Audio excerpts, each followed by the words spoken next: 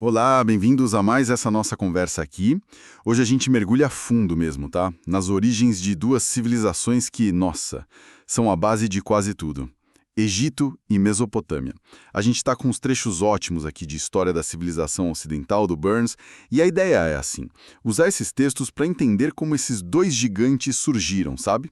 O que fazia cada um ser único e, principalmente, como é que esses caminhos tão diferentes que eles seguiram acabaram, né, moldando o comecinho da história que a gente estuda hoje.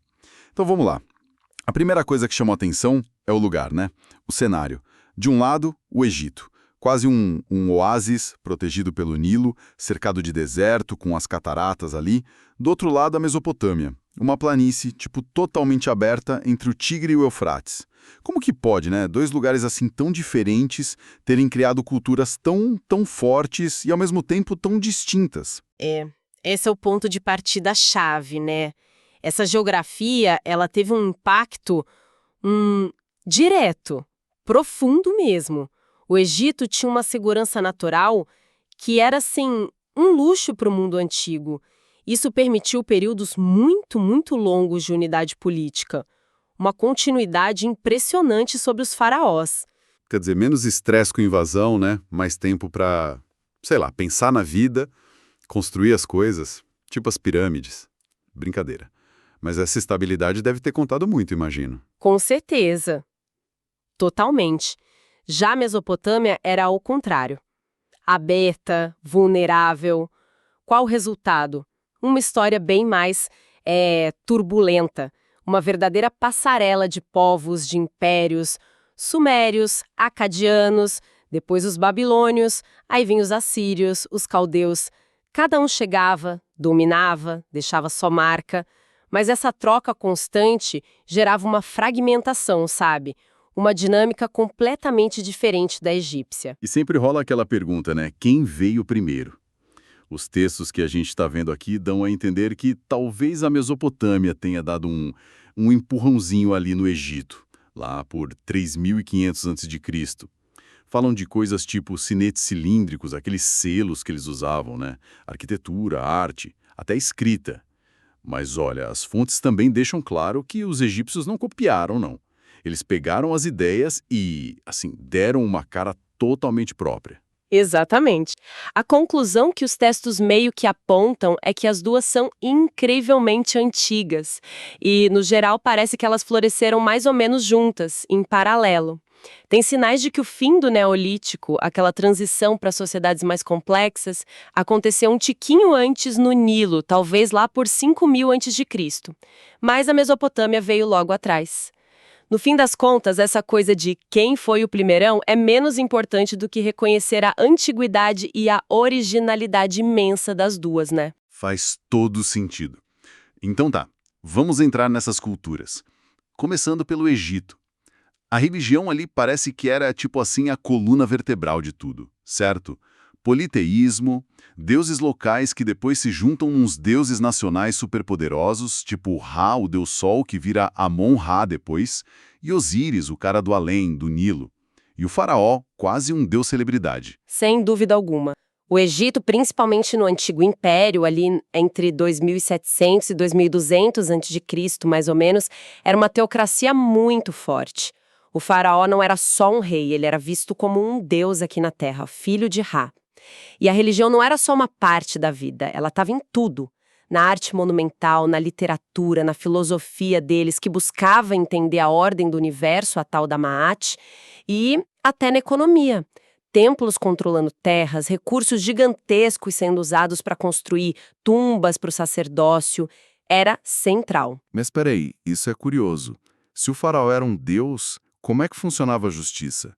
Os textos falam de tribunais, juízes, como que um deus podia ser julgado ou como a justiça funcionava perto dessa figura divina. Ótima pergunta, é um paradoxo interessante mesmo. As fontes descrevem um sistema legal que valorizava muito a justiça, a Maat. Existiam tribunais, sim, códigos de leis, embora não tão famosos como os da Mesopotâmia, e os procedimentos legais eram seguidos, mesmo em casos envolvendo a família real ou gente importante. A ideia era manter a ordem cósmica, sabe? E a justiça era essencial para isso. O poder divino do faraó era mais sobre garantir essa ordem do que estar acima de qualquer regra. E tem outro detalhe interessante do Antigo Império. A política externa era, na maior parte do tempo, pacífica. Não tinha exército profissional permanente. As milícias locais eram mais usadas em grandes obras públicas do que para guerra. Nossa, que diferente da imagem que a gente às vezes faz.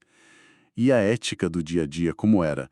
Os textos mencionam as máximas de Ptah-hotep, lá do Antigo Império. Parece ser um dos primeiros registros de ideais morais, tipo um manual de como ser uma pessoa decente.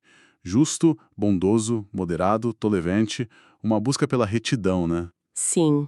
Ptah-hotep reflete bem esse idealismo do Antigo Império. Aquela confiança na ordem, na possibilidade de viver de forma correta. Mas essa confiança toda não durou para sempre, né? É que a coisa muda de figura, né? Porque depois, lá no Médio Império, por volta de 2050 a 1800 a.C., as fontes mostram um tom bem diferente, bem mais pessimista. A canção do arpista é um exemplo que eles citam que chega a duvidar da vida após a morte. Fala algo tipo, aproveita agora porque ninguém voltou de lá para contar como é. O que rolou para essa virada tão drástica? Instabilidade. Pura instabilidade. O fim do Antigo Império foi seguido por um período de caos, sabe? Divisões internas, fome e até as primeiras invasões estrangeiras mais sérias. Aquela sensação de segurança, de ordem cósmica garantida pelo faraó, foi abalada profundamente. A crença de que bastava preservar o corpo do rei para garantir a eternidade da nação, bom, começou a ruir. Esse pessimismo, esse ceticismo que a gente vê em textos como A Canção do Arpista, é um reflexo direto desse mundo que parecia ter perdido o rumo. A fé antiga foi posta à prova pela realidade dura. Fascinante isso, ver como a política mexe até com a filosofia de vida das pessoas. E, enquanto o Egito passava por essas fases todas, o que estava rolando ali do lado na Mesopotâmia? A história lá parece uma série com muitas temporadas, elenco mudando toda hora. Exatamente. É um bom jeito de ver. A Mesopotâmia é esse palco com muitos atos. Tudo começa com os Sumérios, um povo de origem meio misteriosa que aparece lá no sul da região por volta de 3.500 a.C. Eles são os pioneiros, os que lançaram as bases de muita coisa. O legado deles é impressionante e durou muito tempo. Tipo o que, por exemplo? O que eles deixaram de tão importante? Bom, para começar, a escrita cuneiforme, aquelas marquinhas em forma de cunha gravadas na argila molhada. Foi um sistema que pegou mesmo, foi usado por vários povos, várias línguas, por uns 3.000 anos. Impressionante. Depois, a matemática. Eles desenvolveram multiplicação, divisão, raízes quadrada e cúbica, e nos deram o sistema sexagesimal, a base 60, que a gente usa até hoje para contar minutos, segundos e nos ângulos do círculo. Pensa nisso.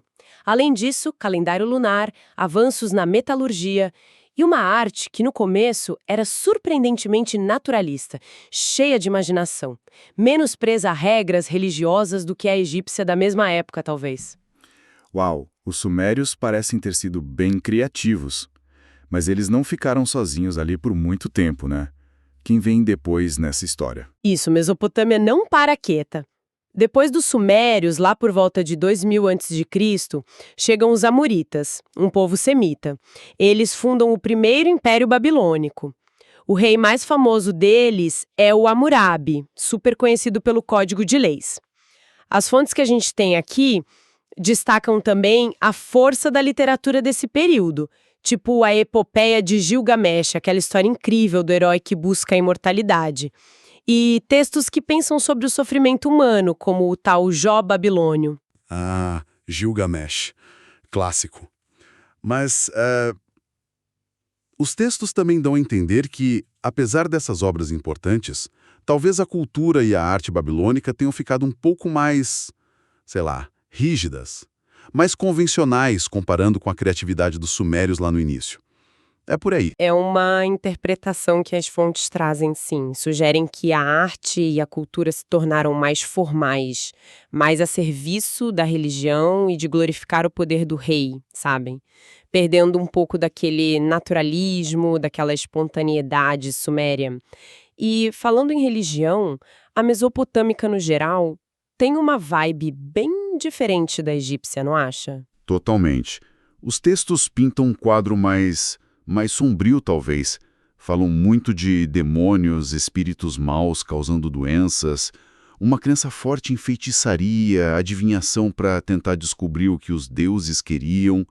Parece ter um peso, um fatalismo, que a gente não vê tanto no Egito, pelo menos não no começo. Sim, essa ênfase na demonologia, na magia, é bem marcante. A medicina deles era uma mistura de remédios práticos com rituais para expulsar demônios, por exemplo. E esse tom fica ainda mais forte com os últimos grandes impérios da Mesopotâmia. Primeiro os assírios, depois os caldeus, ou neobabilônios, que tomam controle lá por 612 a.C., depois de destruir o poder assírio. Opa, antes dos caldeus, vamos falar dos assírios. Pelos textos, eles parecem os durões da história antiga, hein? Uma máquina de guerra implacável. Definitivamente. Os assírios viviam mais ao norte, num planalto mais exposto. E isso parece ter forjado uma cultura muito militarista. Eles criaram um exército super eficiente e brutal, dominaram o uso do ferro nas armas, uma tecnologia que provavelmente aprenderam e melhoraram a partir dos hititas, e construíram um império gigantesco ali nos séculos 8 e 7 a.C., ia do Egito até pedaços do Irã. Mas como as fontes apontam, foi um império baseado na força bruta e na crueldade com os povos conquistados. Isso dificultou a administração e acabou levando à queda rápida deles. E culturalmente? Tirando a guerra, o que mais eles fizeram? Olha, o foco era militar mesmo. A arte assíria mais famosa são aqueles relevos em pedra espetaculares, muito realistas. Mostram caçadas do rei, cenas de batalha, cercos às cidades. Era uma propaganda do poder e da brutalidade deles, né? A arquitetura era grandiosa, imponente, usavam pedra, arco, cúpula, mas talvez um pouco exagerada. Curiosamente, apesar de um rei como Assurbanipal ter criado uma biblioteca fantástica em Nínive, preservando muitos textos antigos da Mesopotâmia, o comércio e a indústria não eram o forte deles. Muitas vezes ficavam nas mãos de povos que eles dominavam, como os arameus. Entendi. Então tá, depois desses guerreiros assírios, vêm os caldeus, os neobabilônios. O que eles trazem de novo para essa mistura toda da Mesopotâmia? Com os caldeus, a religião astral ganha um protagonismo enorme. Quer dizer, a crença de que os planetas e as estrelas influenciavam diretamente o destino das pessoas. Os deuses principais foram ligados aos astros, Marduk a Júpiter e Istar a Vênus, e por aí vai. Isso reforçou demais o fatalismo. Se tudo já está escrito nas estrelas, o que resta para o ser humano fazer? A piedade vira uma resignação total. As fontes falam de uma consciência de pecado quase doentia, uma sensação de pequenez, de impotência diante de deuses distantes, transcendentes. O homem é visto como uma criatura feita basicamente para servir aos deuses. Uma visão bem pesada. Que visão de mundo intensa! É impressionante como, na mesma região geral, a gente teve essas variações culturais e religiosas tão fortes. E pensando de forma mais prática, o que ficou de mais concreto dessas duas civilizações, segundo os textos que a gente viu? Quais foram as heranças que Egito e Mesopotâmia deixaram? Bom, o Egito nos legou, claro, a arquitetura monumental que fascina até hoje, as tumbas, os templos, um modelo de administração centralizada muito eficaz sobre o faraó, a escrita hieroglífica, que é única, e avanços na matemática e engenharia necessários para as construções deles. Até um sistema precursor de moeda com anéis de metal de peso definido é mencionado. E, como a gente falou, um sistema legal que buscava a imparcialidade. Já a Mesopotâmia, por sua vez, foi esse caldeirão de inovações vindo de diferentes povos. Dos sumérios, a gente herdou a escrita cuneiforme, que foi fundamental para a comunicação em todo o Oriente Próximo, e a matemática de base 60. Dos babilônios, temos códigos legais muito influentes, como o de Hammurabi, que estabeleceram a ideia da lei escrita e princípios como olho por olho, né? E isso influenciou outros povos.